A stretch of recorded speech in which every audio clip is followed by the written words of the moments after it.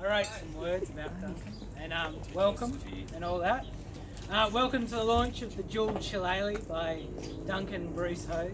And I think first of all, got to acknowledge that we're on Aboriginal land, and I think people have been probably gathering around underneath big trees like this for a long time, and not unlike this, and I think we're talking 40,000 to 80,000 years, and in comparison, this tree here is 166 years old. This tree was planted to mark the end of transportation to Van Diemen's Land, which I think Hurrah. fitting. Yeah. Kind of see Duncan though.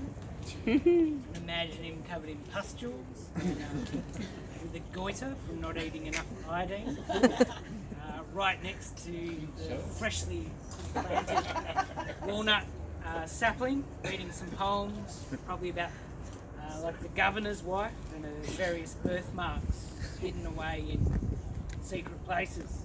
And I can imagine him probably afterwards in shackles and leg irons, being tied to a horse and dragged through the streets of old Hobart town, and probably flogged with the cat of nine tails, soaked in salt, so it gets those big fat razor sharp crystals growing all over it, and probably dragged to the tent opposite the Brisbane Hotel and hung, and then had his head cut off and then put on a pike next to Matthew Brady and Michael Powell and all the other banditti, as a warning to anyone who thought about writing poetry.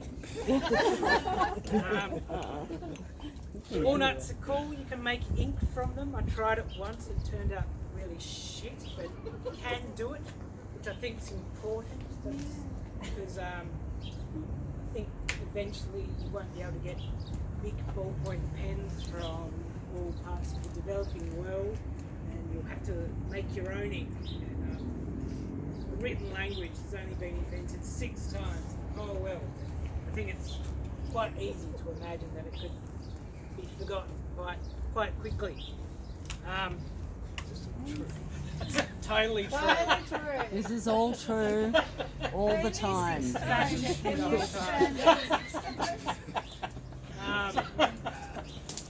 you go. When I try and sleep at night, I like to think about the end of the world.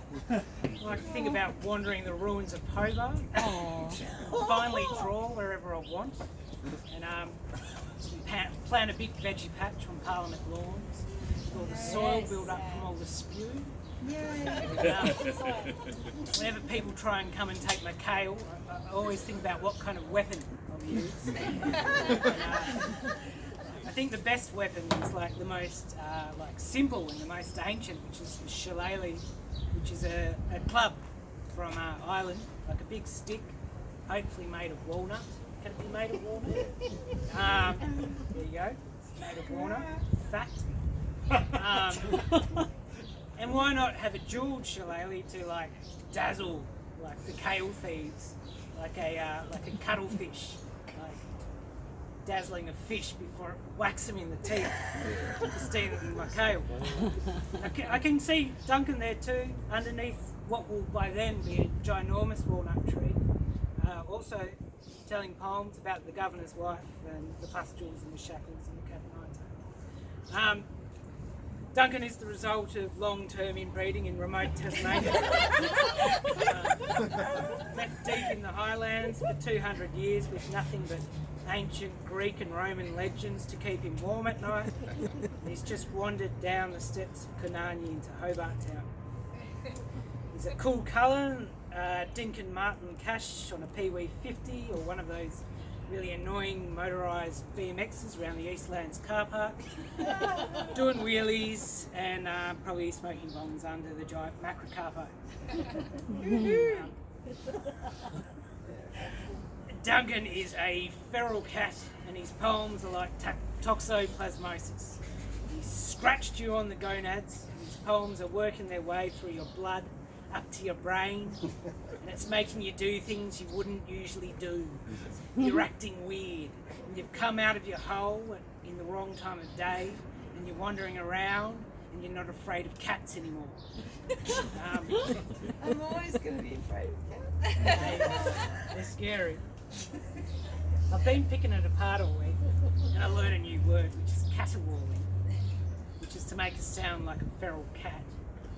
Like it's a hot day and you're on heat and you're a feral cat. So I think instead of just normal clapping, I thought we could all do a caterwaul like a feral cat. You just clap if you want. But so please welcome Duncan Bruce Hose and his George.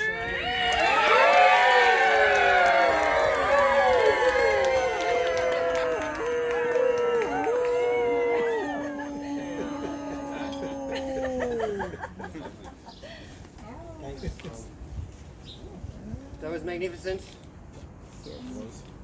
And true. Yes. It was magnificent. It's my birthday. This is exactly what I wanted. Thank you all for coming. Oh, it's your birthday, isn't it? Well done, big To boy. the launch of a book of poems.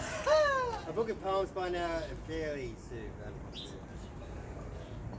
But I believe in these ones, and I'm glad you were able to come in. Thanks Tom, thanks Lou, thanks Nikki, Tristan, Damon, the Damon. I don't have to say too much more because the first poem introduces the book and myself. It's called Animal Prestige, which you all have, I would see, in varying degrees. Animal Prestige. Hello, fair cunties. Free to you are my pestiferous attentions. I love this room here where we are. I love it. Here only we are free. No one cares where eloquence comes from so long as it comes and it comes and it comes. Built backwards to ram everything to death. It is our culture, I'm sorry. I ought to take my wages in kisses, I know. What headbutts are the major bullions, so come here. For years, I've told anybody, my family were given a fiefdom for loyalty in the lowlands of Scotland. Why, that baldest fiend, the Duke of Normandy, French Pomerania. Today, I find they came from a ditch between Eufly-Saint-Martin and Bury-Vexenson, miles from Corning, even further from Longchamp, hopelessly remote from Perth. Nowadays, I walk the streets as a déclassé candy baron, letting the September airs bathe my head. You're worth your weight in hot-dried cocky turds, my father says, being spastically smart. I am become wild with spite, so wild, dense truffles grow there. How did you get the right of way here, on the turnpike? How even did you elect to get the best of their manners? Because, my little Chippaquiddick, I'm a real live dandy or demon pile. I'm going back in my mind to Walmajari country to finish my apprenticeship, a shillelagh in one hand, a kangaroo mallee root into other one. One needs all the clobberers one can handle.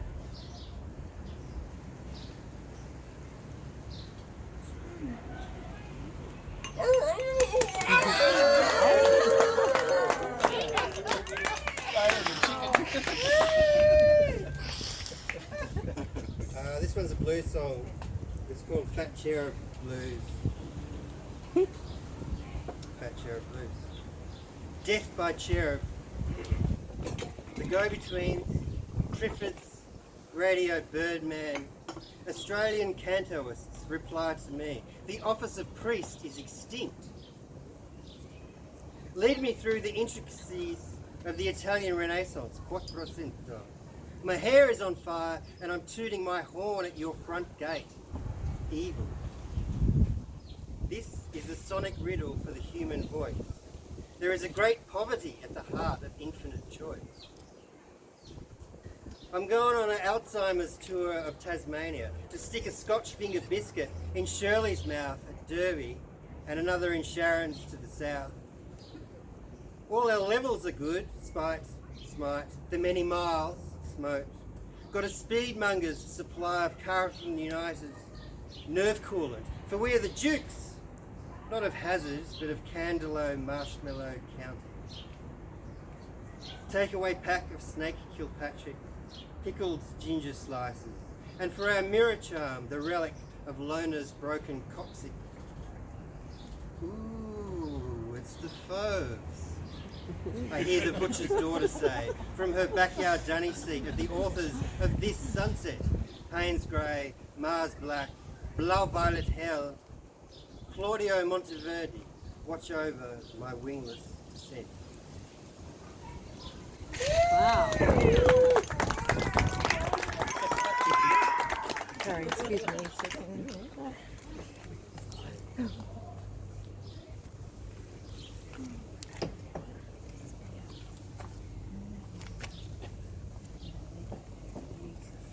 This poem's about Dalgety. Everyone's been to Dalgety, haven't you? I'm gonna. Where is it? It's on the Monero Plains, Southern Highlands. It's prime UFO country, and a lot of other super earthly things beside. Looks like Mexico. Dalgety, it's called. There's the bunny, flashing his bunny. Your seriousness has spread over the parlour like a goddamn cumulonimbus incus. I stare at your broken hero's nose and finger my soft shillelagh. I am as historically fond of you as a piss up at a shipwreck or a brief détente between two unquenchable foes. What we want is an explanation, not of charisma, but of shipwreck whiskey, which swells with charisma. Become the excruciable arbiter in a fancy dram of dead to dying souls. Connoisseurship of the destruction of everything to make way for mutton craft.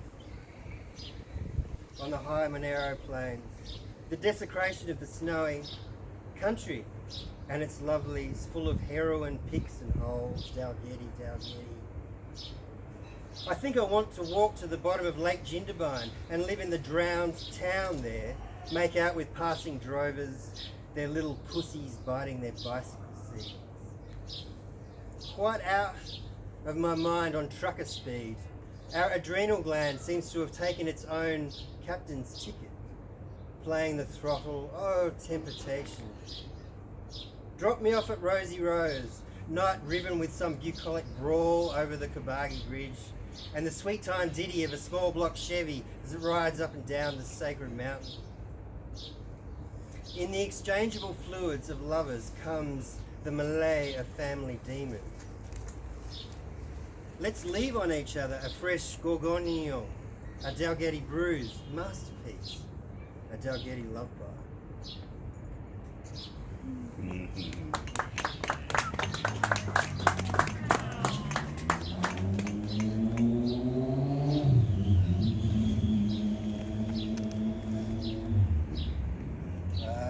This is an angry poem.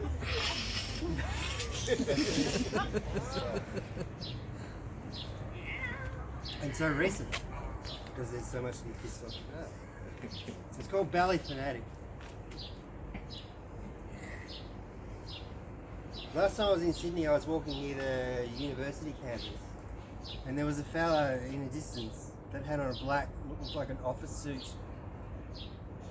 He was talking to himself, and as I got closer, it's how hard it's getting to tune how people are.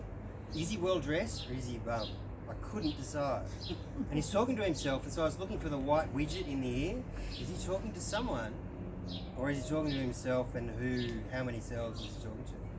And as I got closer, I could see the glow of rot on him, like he's living at Central Station. And there is no widget, he's talking to himself. So as I walked past, I thought, he's going to give you a present. You can't linger, like whatever he gives you, that's what's for free, and you just keep walking. Don't hang around and exploit it. And as I walked past him, he said, all the fucking scholars in this possum shoot. Voices. And I just kept walking and going, yep. You are the scholar. Ballet Fanatic.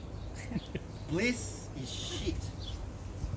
All along the coast, Australian colossal towns. All the fucking scholars in this possum shoot. Voices. The coo, coo of dozing pigeon men. Darlington, thy gorgeous slum palaces. Too easily charmed, he has more tartans than the titans of Bogrol. Scottish to the point of ridicule. My French is shit, but I'm going on a good tilt of the braggart. Shane McGowan sings, we're bound for Botany Bay through the ghosts of his real teeth. There is no IRA ex-servicemen's clubs in Sydney, and the Jacobites have all gone in for the rag trade. I'll see you in Chuppa Chup heaven, baby, i.e. the arrondissements of hell, Chippendale, Little Eppington, Waterloo. All the pretty trolls turn out. A tourney for the wedding of whom? Which drag king and queen of our comprador bourgeoisie? God bless the nocturnal cab drivers of New South Wales. The old Albanian fella who no longer believes in sex. The old Chinese fella whose father died 2 weeks ago and whose kids have split from the cult of family. I get married to every clamouring generation of flame that licks up the convict chimney. So many of them. Hot phantasmagoria of ancestors, mine and everyone else. In these seconds, read the Shillelagh, the striptease of matter. Aside from the milch cow and goat, I've got 2 pet crows, Angie Nag and Linda Baguette.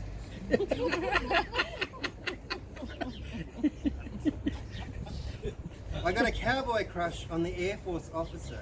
Shopping for antiques, she looks like Louise Brooks in high cinched navy slacks and medals. My pineals, my eyeballs are busting fat. Cute armed forces, fairies and harps, where shall I find?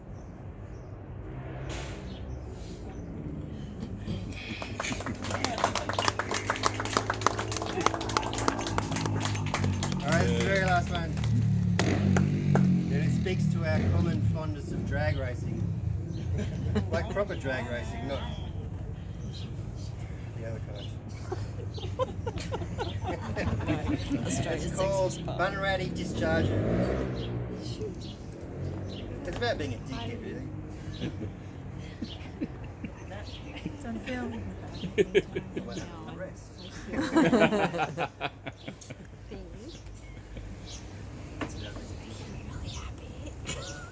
Bunratty Discharger.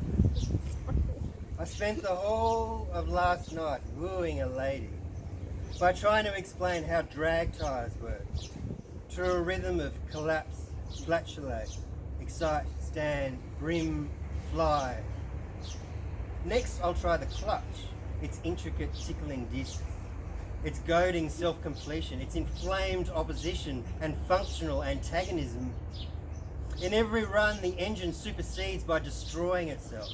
Spark plugs melt, pistons gibber, the whole goes in for a kind of pagan, slavish combustion, ferrying its modest and beplumed chevalier to one time's checkered hell.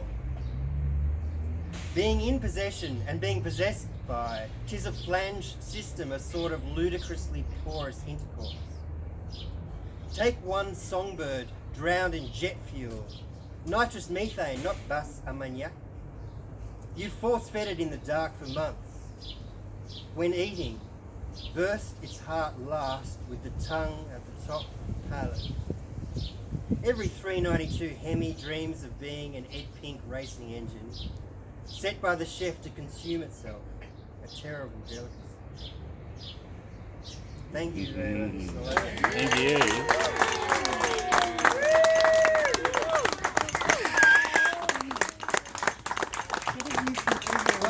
Over there. Hey.